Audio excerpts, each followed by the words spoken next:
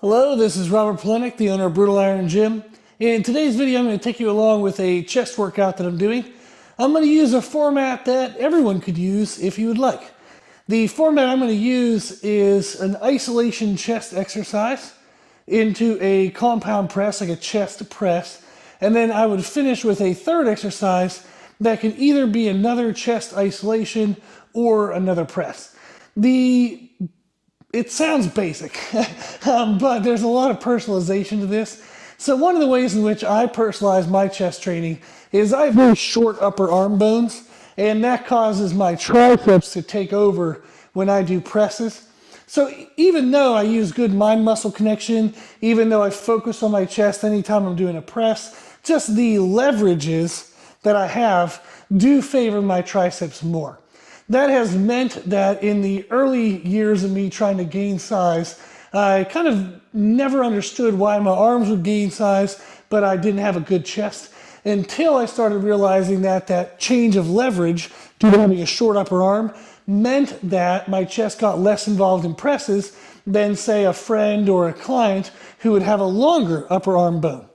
That meant for me, if I have shorter arm bones, upper arm bone, that I would need to do more isolations. So I do more flies. I almost always start with a fly as a form of pre-exhaust, so that way my chest is pre-fatigued going into any press, which means as I push that pressing movement further into failure, I'm going to reach chest muscular fatigue and failure before I would reach fatigue and failure in any other muscle, which would cause limitations for chest growth. So I want to go into my chest presses where my chest is more fatigued than anything else, so it dies the most when I do the presses. So I start with a fly, I'll do a heavy kind of press, and then I typically end with another fly motion, since that does isolate my chest more. When I used to do powerlifting and I was working more towards bench strength, I would do a press at the end rather than a chest isolation. But if you're wanting maximal chest growth and you have short upper arm bones, you're going to need to lean a lot more into flies. If you have longer upper arm bones, then you can end with a press or an isolation, kind of whatever you want. You're going to get more chest recruitment in your presses than somebody with a shorter upper arm bone. Quite rambly, but that's what I want these videos to be, is to talk about small nuances like that so you can better understand your training and how to structure stuff so it's personalized for you.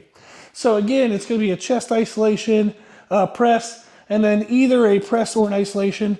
And depending on how I'm feeling, I might do both, who knows. But that's the idea, is start with pre-exhaust chest isolation. So I'm going to be starting with cable crossovers. I'll get myself warmed up and then we'll talk a little bit about that exercise.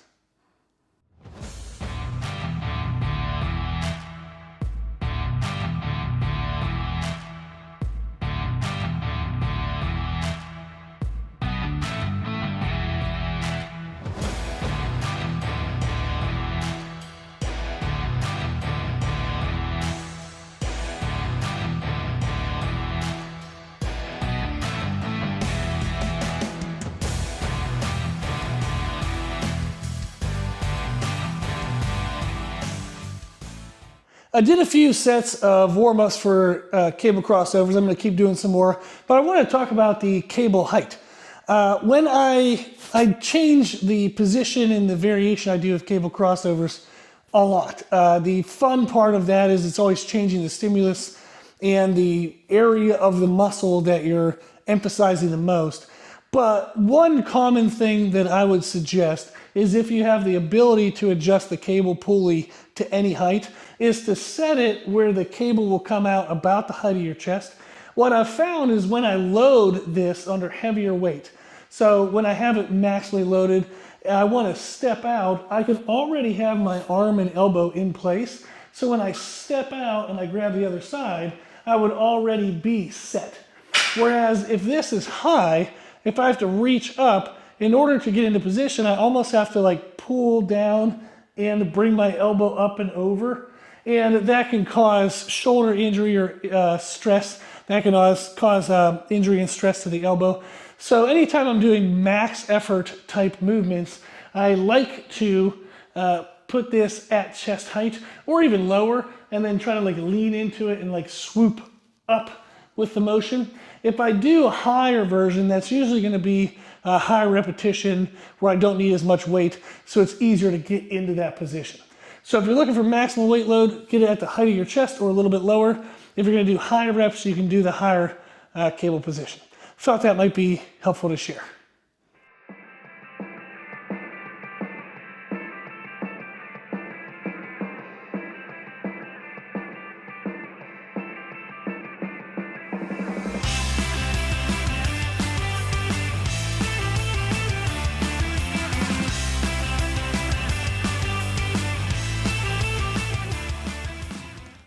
I have everything set up now for my first working sets. I'm going to go ahead and get into that.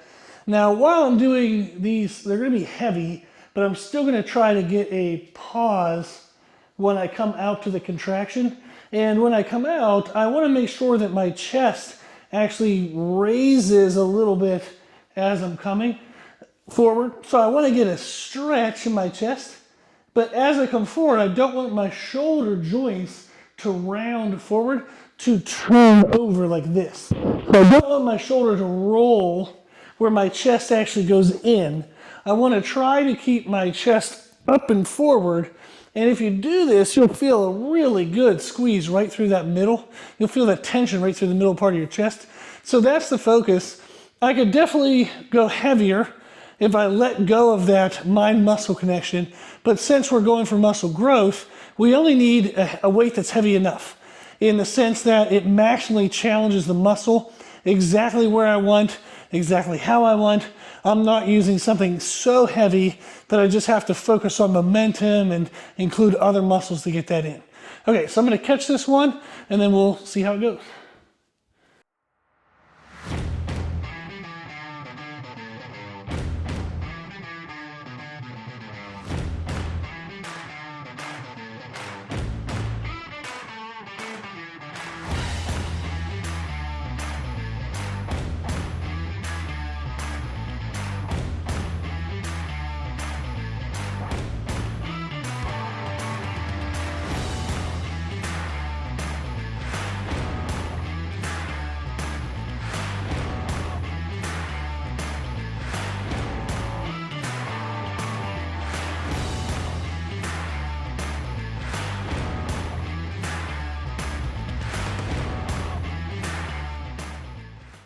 Okay, so that felt pretty good. I'm going to end up doing 3 sets here. That was the first set. I feel like that was pretty good quality. You could feel it right where I wanted it. So I'll keep this weight for the second set. If it still feels good, I'll keep that weight for the third. But if I start to lose that mind-muscle connection, I would drop the weight if needed in order to maintain that. So I'll end up doing 3 working sets of around 10 reps. If you ever feel that you're losing that mind-muscle connection, you're starting to use too much momentum, definitely bring the weight down. Just if you do 2 working sets, 3 working sets, whatever the number of working sets are, you don't have to use the same weight for all those sets. The main goal is that you're targeting the working muscle that you want, and it's good quality, regardless of what the weight is. So take that set by set by set. So if the first set you can use, say 70 pounds, you barely survive. Don't keep it at 70 for the second. Go ahead and reduce weight to 60. See how that feels. If that feels good, you can keep that for the third. But allow yourself to adjust the weight along the way of each working set as needed to ensure that the quality is the highest possible. You don't have to maintain the same weight for all working sets.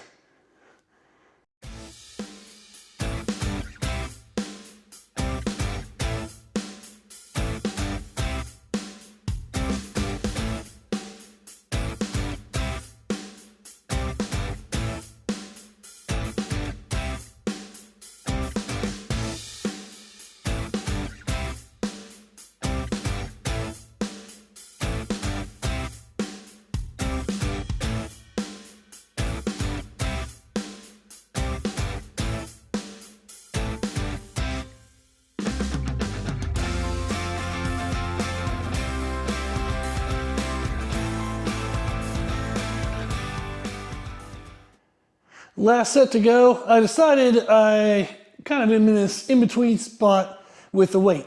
Should I move up and risk losing a little bit of the control but get that extra muscle stress?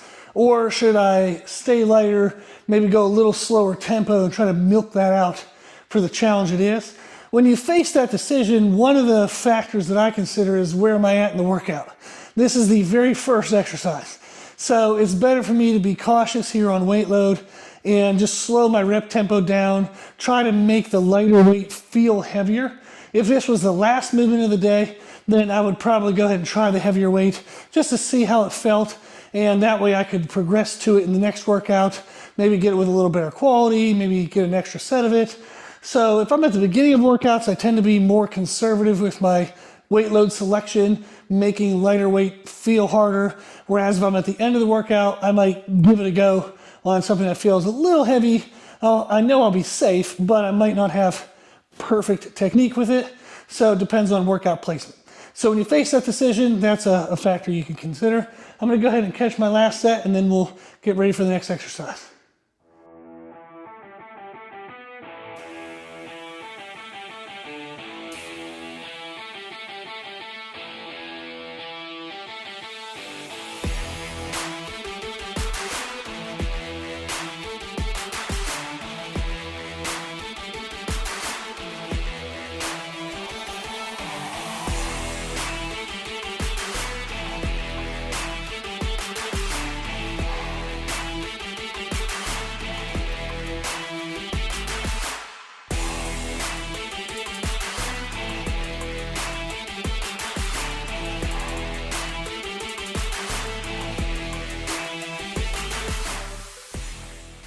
Last set of the flies went well, so now I feel like that's good.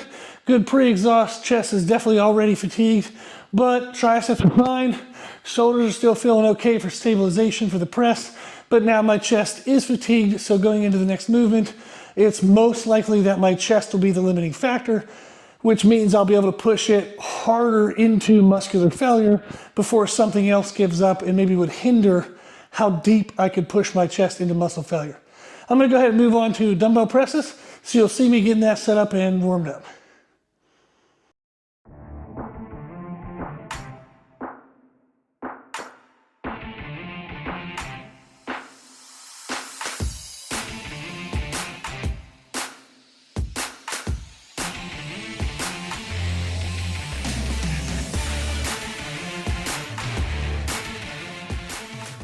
You can see from the warm-ups, the second exercise, the press that I'm going to do is a 15-degree incline. This is actually a 10-degree incline. This is a black wing bench from Rep Fitness, and it goes by 10% inclines rather than a typical 15. Most commercial gym benches go 0, 15, 30, 45, 60, 75. So they usually go by 15-degree increments. This one goes by 10. So this is a 10% incline. I like the incline just to get a little bit of a balance between the upper and bottom chest. No one usually has an underdeveloped bottom of the chest. People usually only have an underdeveloped upper part of the chest. So I do a lot of incline work when I do presses. On the flies, I'll choose various angles, sometimes more of a decline, sometimes an incline. But when I do presses, I do every now and then do a decline. This actually goes to a 10% decline, which I think really hits this outer connection spot of the chest very well. So if you're looking for chest width, I think a slight decline works very well for that. And I do that for clients when we do aesthetic competitions, say like men's physique, where we want to have a really wide chest. We'll hit a lot of decline angle on flies, a lot of decline presses, and we tend to get this portion of the chest to grow very well. With my training, what I want to do with my chest is just develop the whole thing and make sure that the upper chest gets nice fullness to it as well. So I do more so inclines than declines, but the fun of a general format of fly, press, fly, or fly, press, press is you get a lot of variety. So maybe this day I'll do 10% incline, maybe next week I'll do a decline, next week a flat, or maybe I'll stay at the 10% incline, a couple weeks in a row, try to progress my weight loads. When that seems to stall out, then I'll make a switch. The idea is to use a good variety of positions to grow the different parts of the muscle, assuming that all the varieties you're using are good, effective varieties of the movement. But this is what I'm doing today. I think I'm probably going to do heavy sets of 10. So I'll keep working up, get to my top set, see where that's going to put me, and then I'll check in with you guys again.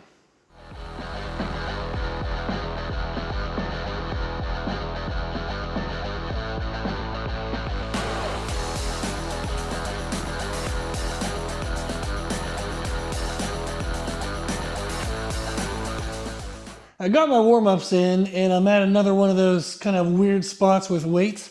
So the dumbbells that we have go from 5 to 50 in 5-pound increments, and then we go 60, 70, 80, 100, and 120. I decided not to get the 5-pound increments on the heavier weights because the difference between 80 and 85 isn't much, especially not weight load compared to the price of those dumbbells. And then I went from 80 to 100 and then to 120, again, because the weights in between there don't feel like much. I just did the hundreds for a set of 10. They felt okay. If I want to do 3 sets, I could stay at the hundreds, go a little slower and kind of milk out, try to make those harder in the first set or 2. And then it would probably be hard enough on the 3rd set where I could have to use like full intensity in my normal tempo. So if I slowed my tempo down, I could make the hundreds heavy enough on the first set or 2. And then by the 3rd set, I'd probably barely be able to get it with good tempo. But what I'm going to do is I'm going to go ahead and try the 120s.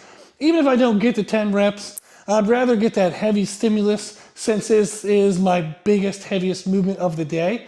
I would rather err on the side of being a few reps short or going a smidge too heavy. Not that I risk injury, but too heavy in the sense that I might not hit my target time under tension. I would rather get that stimulus from the biggest movement. So this is a spot where I would push weight, I would try something, even if instead of getting 10, I only get 7, oh well, I got the heaviness on the muscles, on the connective tissues, the joints, my body's gonna take that stress and it's gonna grow from it. Then on the 2nd and 3rd set, if I need to, I can drop back down to the hundreds or even the 80s if I'm truly exhausted from the 120s. But this is a great example where if I'm on my biggest intense movement, I do want to push the weight load, whereas the previous exercise, it was the first movement of the day, so I would rather play it safe and just slow my tempo. Thought that was a fun little comparison that ended up happening. So we'll get into my first working set and we'll see how it goes.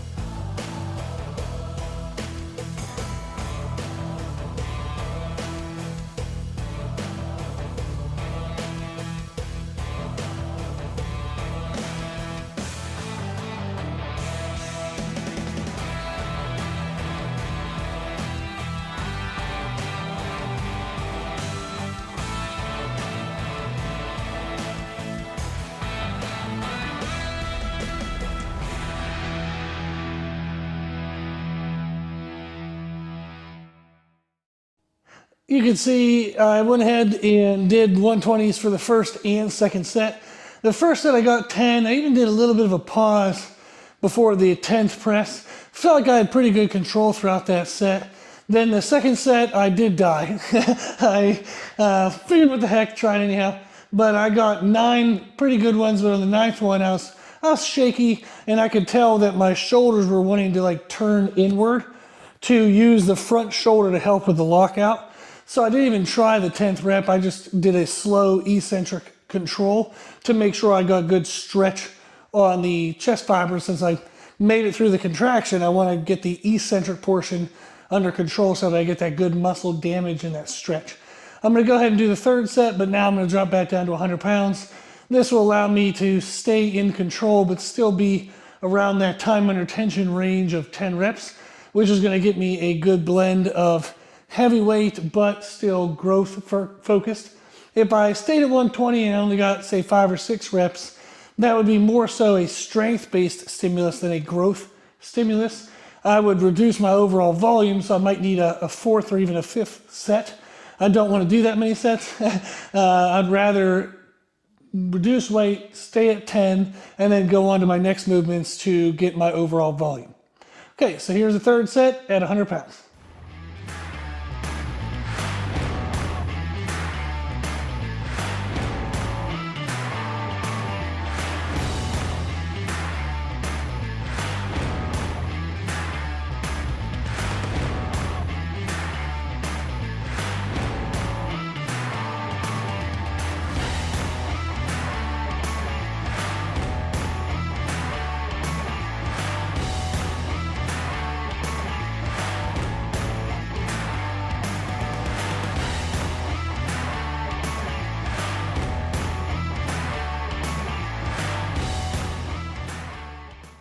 Finished my third set, still a little winded, but I was able to get 10 reps with the hundreds. I tried to go nice and slow, get a good control on the eccentric, get a good stretch at the bottom, let the inside head of the dumbbell touch my chest. I feel like that was a pretty good set, so that's 3 working sets of around 10 reps. If I was going to recommend a range, I would say 8 to 10 reps is pretty good. If you get 11 or a 12, then the next workout, try to push that set a little heavier. If you can't quite get 8, then you can do kind of like I did there, was I was short on my rep target on set number 2 because I was actually going for sets of 10. So I just reduced weight on the third set. Now, next workout, if I come back and did the same thing, I might still try the 120s for the second set, see if I could get 10 because I wasn't too far off. Let's say my goal was 8 to 10. And I only got 6. Now that's far enough off that I probably would have wanted to use lighter weight and just go slower rep tempo in the next workout. But if you're only 1 rep short of your rep target, then that's probably okay to repeat that weight the next time. See if you can catch that extra rep to get up within the target. The idea of the rep targets is to give you a general range of where to aim for. If you're 1 rep short, maybe 1 rep long, not the end of the world, you're still gonna get really good results. It's not like if you go outside of that range, you lose all the benefit. So if you're ever a rep short, a rep over, no worries. Just adjust your weight on the following set, so that way you can stay close to that range and not get too far off track. Okay, so I got my isolation in, which was the cable flies. Got my press in, which was the incline press. I'm gonna go ahead and do dips as my second press, and then I might finish with a fly, depending on how I'm feeling. I'm pretty exhausted actually already. So we'll do the dips. I like that because today I'm gonna blend in intentionally more tricep work. So the dips is gonna help get the chest, especially the outer portion out here, but it's gonna get the triceps as well. So now that I've gotten my chest deep into failure, I don't have to worry about my triceps taking over and hiding the chest or protecting the chest, that my chest wouldn't get maximal failure. Since it is maximized, I can now add my triceps in to actually push my chest further into failure. So timing when to use complementary muscles is very helpful to push the targeted muscle as deep into muscle failure as possible. So I'm going to set up for the dips, and then we'll talk about that.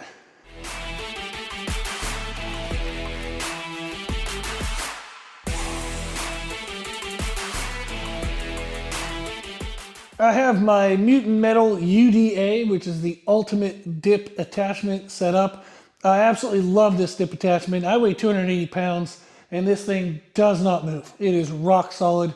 It also has a lot of adjustability, so I can use it, my wife can use it, and it stores in a very super low profile, sleek way, which I like the aesthetics of, but also it's functional in the sense that it's not bulky and takes up too much space when it's not in use. So I love this one. Today I'm going to be doing 3 sets of body weight. I want to catch a 4th exercise, some kind of chest isolation, and I want to make sure that my triceps don't take over. So I'm going to stay at body weight, go nice and slow, control, get a good chest squeeze. And that way I have a little bit of energy to go to that fourth one. I don't overly strain my wrist, my elbow, my shoulder. Everything feels good enough in the sense that the chest muscle is the thing taking the beating, and everything else is fresh enough to get a fourth movement in. But when I would be working on this, like back when I used to do powerlifting, if I was aiming for pressing strength, whether that's, triceps, chest, anything, you're just trying to get strong at pressing, I would do this with lower rep ranges and a dip belt. I would go as low as sets of 3 before, but typically sets of 6 to 10. So today, body weight 3 sets, good form, chest squeeze. I'll probably get sets somewhere between 10 to 20. So that's what I'll be doing is 3 sets, body weight 10 to 20 reps, and then we'll move on to the fourth movement.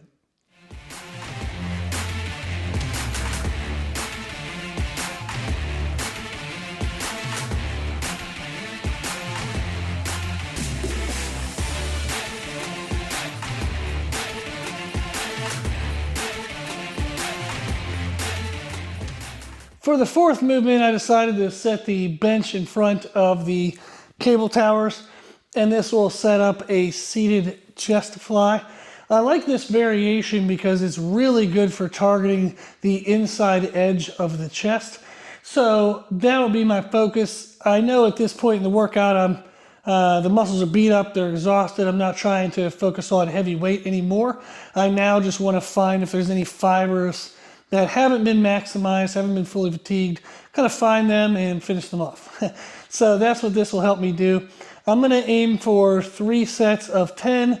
That seems to be the way I was feeling today. It was heavy enough on the press, but a moderate weight load for the flies, that I feel like it was a good variance in weight load intensity, even though the reps were the same. And what I mean by that was the cable crossovers, I think when I was doing my top sets was like 70-ish pounds per hand. Now, what do you actually feel of that as it goes through the pulleys? Who knows? It's going to be less than 70. But that weight load compared to the heavy presses when I was doing the 120s per hand and all that instability, they're not going to feel equally intense even if the reps are both 10. The dumbbell, the free weight motion is definitely going to feel more stressful than a cable motion, and especially compared to any kind of machine exercise. So this was, even though it was 10, 10, 10 the whole time through, it was still a variance in weight load intensities. Now, next time I come in, maybe I'll feel a little excited and kind of vary it up a little bit more. I like to just play with how I feel on those days and adjust things, but I've been lifting for 20 some years. I know how to do all this. So the idea here is to get full muscle damage without anything getting in the way. So following a format that I know would work, which is chest isolation, a press, press, and an isolation, or the isolation, press, and then finish with a press or an isolation. But following that pattern, doing some pre-exhaust, making sure I'm within the right rep ranges, somewhere between, say, 6 to 20 reps. As long as I'm keeping the mind-muscle connection, I'm going to do some damage. I'm going to make some progress. Anytime I repeat movements, if they're in similar placements in the workouts, I'll see if I can increase the weight load or repetitions. So I do get a form of progression when I cycle back through movements, even if I'm doing different movements all the time. Because I've been doing it for so long, I'm aware of how they compare. If you don't have this extensive of a training history, then it's going to be more beneficial for you to stick with the same program for a couple weeks in a row to push those progressions before you would change your workouts to a different format. So this is what works for me. It's not what I write for my clients. My clients do follow a per 4-week format, and that allows them to work on exercise technique, kind of refinement, awareness and refinement, as well as getting the weight load progressions. Whereas some of my more advanced athletes, we might switch up programs every 2 weeks, every 3 weeks. We might switch it every week, whether they're traveling or not traveling. It depends on what kind of gym equipment they have access to. So everybody I work with is personal and everybody's a little bit different, but the general themes are similar in the sense that if I'm running muscle growth, I'm going to focus on mind-muscle connection, the right time under tension ranges that equate to growth, whether it's shear force damage or metabolic damage, as long as I'm in the area of muscle damage being the ending effect of the movement, then I know I'm doing things right. The other benefit is just eat the way you should, track yourself in body weight, photos, progressions in your workout performance, make sure all those things are going well, and that way you would know as well that what you're doing is actually working. So I'm rambly, but I like to give some of the details of things. So this will be my last movement. I'll aim for 3 sets of 10, slow controlled, just get a good squeeze, make sure I kind of find and finish anything that's left. We'll get into it.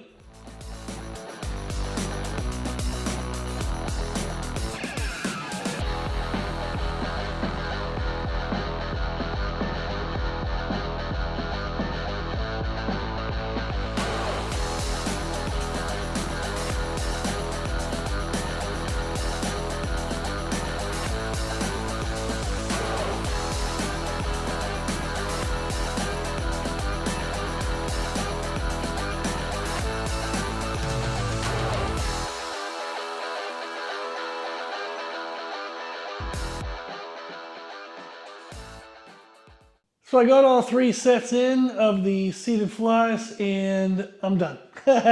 So the chest is beat up, got a good pump, everything's starting to twitch, and I can feel that the quality of everything would continue to go down if I were to add any more movements. The weight load would have to go down extremely to maintain quality. So that was enough. If we look at the exercises, the total working sets, I had 3 working sets with the first movement. I had 3 working sets with and that was the cable flies, the standing cable flies. I had 3 working sets with the dumbbell presses, 3 working sets with the dips, and 3 working sets with this, the seated flies. So that is 12 total working sets. Now, this is one of my 2 chest workouts per week. So if I get 12 in this one, 12 in the next one, that's plenty of volume. Typically 10 to 20 challenging, fully intense working sets per week is enough to get a muscle to grow. Chest is one of my lagging body parts, so I want to push it up towards the higher end of that range. If I had a body part that I believed was overdeveloped, then I would keep it on the lower end of the range. I feel like everything's small. I'm just pushing as much as I can, recover and out eat, and make sure I grow from. But 10 to 20 working sets where they're good intensity working sets per week is enough to get a muscle to grow. Assuming you're eating well, you have good mind-muscle connection, the exercise selection is appropriate, all the normal stuff. If all that's in place, 10 to 20 working sets is good. Now, today's workout is, again, a format that I will use almost all the time for chest, is an isolation to start with to get a pre-exhaust stimulus in the chest. Make sure then that when I go into my second movement, which is typically my heaviest pressing movement for the workout, my chest is pre-fatigued. So when I push into failure at that heavy press, my chest is the first thing that dies in the movement. Therefore, it is the limiter. It gets the brunt of the force. It gets the most damage. Everything else gets damaged somewhat, but I don't have something die before the chest does, which would then limit my chest development. So you can think of this as deadlift. Let's say you're deadlifting to work on the muscles in the lower body and your overall deadlift strength. So you want to strengthen the glutes, hamstrings, lower back stability, upper back. You're trying to really get your whole body to grow. But you can't go any heavier. You can't do any more reps because your grip gives out. If your grip is the limiting factor, then your grip is getting maximized fully, but nothing else is. So you wouldn't get development over the whole body. You would only get grip development until the grip got strong enough to then allow the body to be more taxed as the grip got stronger. So basically you'd be putting everything else on hold while the grip was getting stronger. So it's better to train the grip in isolation, address that as an issue, so that way it doesn't hold you back from developing your whole body. I want to do the same thing with my chest. I want my chest to be the thing that gets the most amount of stress, the most growth stimulus. I don't want something else to be the limiting factor, and then my chest has to wait until that body part catches up in order for my chest to grow. So maybe a weird analogy, but the idea is the pre-exhaust helps make sure the press is more chest fatiguing than stabilization fatiguing or tricep fatiguing. So isolation for the chest, a chest press. If you have long upper arms, you would go into a second press. If you have short upper arms, you would go into a fly or an isolation. If you're only doing 3 movements, if you're doing 4 movements, then it's an isolation, press, press, isolation. That format works really well. I use the 3 exercise format when I have shorter amount of time, or I want to pair another body part with my chest, maybe triceps or shoulders, or if I just want to do chest by itself, I'll use the 4 exercise format. Okay, a lot of information was in today's video. I hope it was helpful. I hope these more in-depth videos share a lot of information, but in a way that you can retain, learn from, and apply to your training. If you have any questions, if you need anything, always comment in the comment section below. You can always reach out. My email is brutalirongym@gmail.com. Our website is www.brutalirongym.com. We have a free daily podcast, has over 1,900 episodes, tons of information. We have a lot of free stuff on our website as well. I just want you to be able to access the information you need to live your healthiest and happiest life. So hopefully this video is going to help you do that. Thank you for watching. I hope you come back for more videos. If there's anything you want to see in the future, just let me know. Okay, thank you.